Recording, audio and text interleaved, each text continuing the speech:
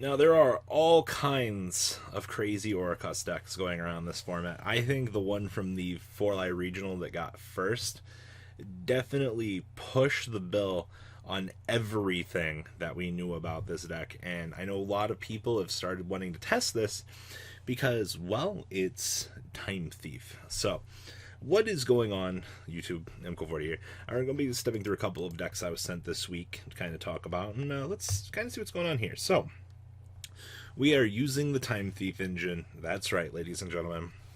Want to make Orcust better? Well, why not play Time Thieves in it? So, Time Thief Regulator. If you control no other monsters, you contribute this card and special summon 2 Time Thief monsters with different names from your deck in defense mode. Oh, so you mean to tell me I can make an Azathoth here? I can make my Phoenix. I can go into my Mermaid. I can start my entire combo for free? Wow! We got other fantastic things like Time Thief Bezel Ship. We can tribute this card, target a Time Thief Xyz monster, attach 1 card from our opponent's graveyard to this card, or to that monster.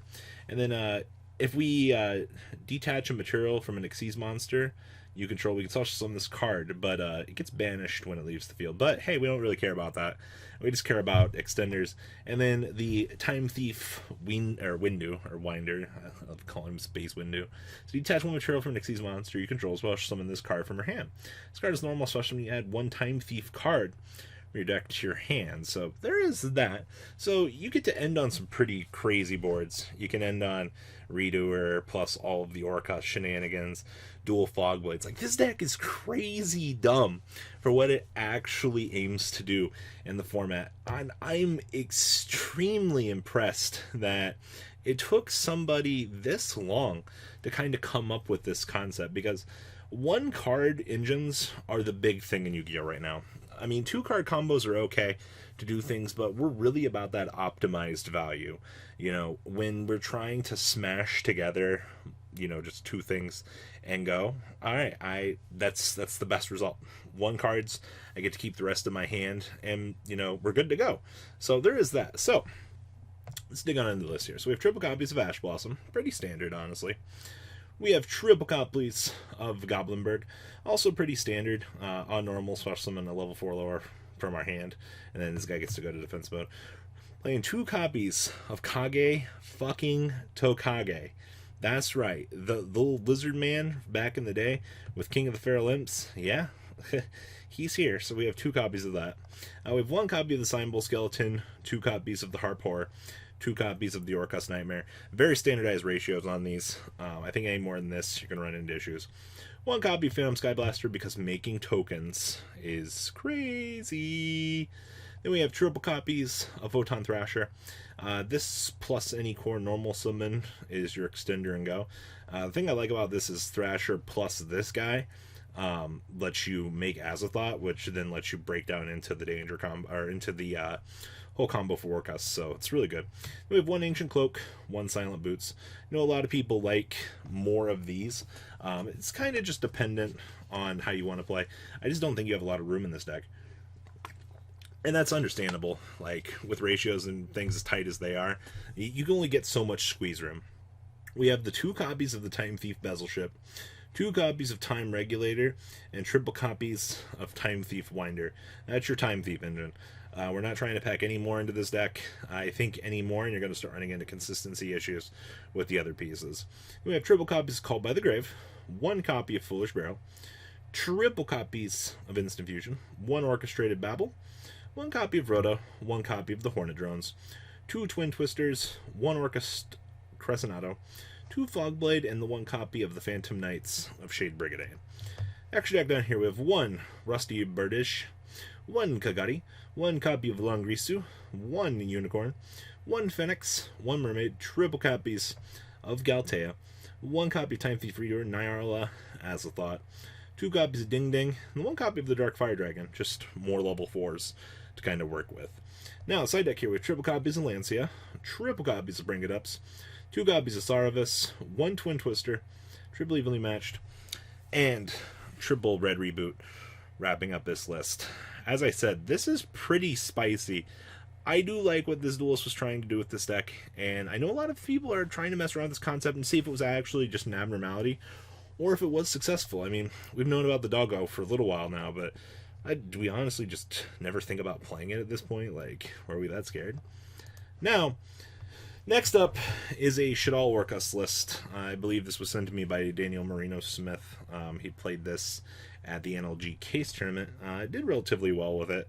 I wanted to show the concept of the deck, kind of whet people's appetite a little bit, and let people decide for themselves if they want to mess around with this concept. Obviously, being able to bring out a Winda that can be protected through Dingrisu is pretty good.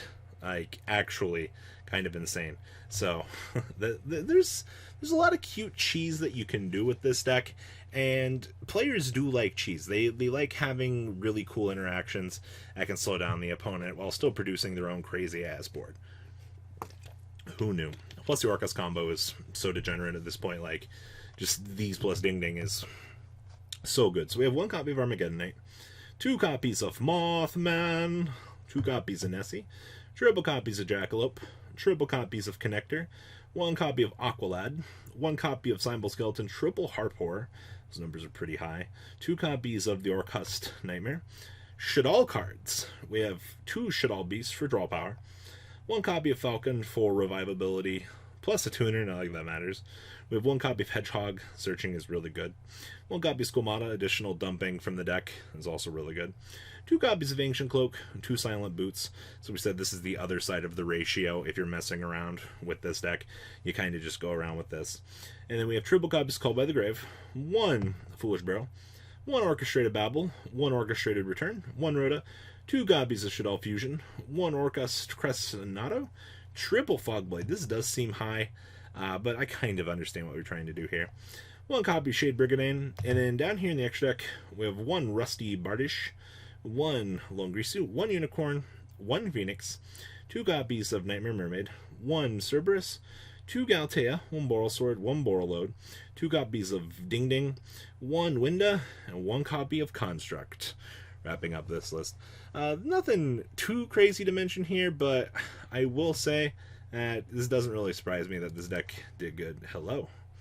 Alright, next up, we have the Mystic Mind deck from Blake Barbie. He did relatively well at his event as well. I wanted to cover this because we haven't looked at a lot of Mystic Burn as of late. We've kind of talked about the deck, we've seen the deck do good, and that was kind of about it.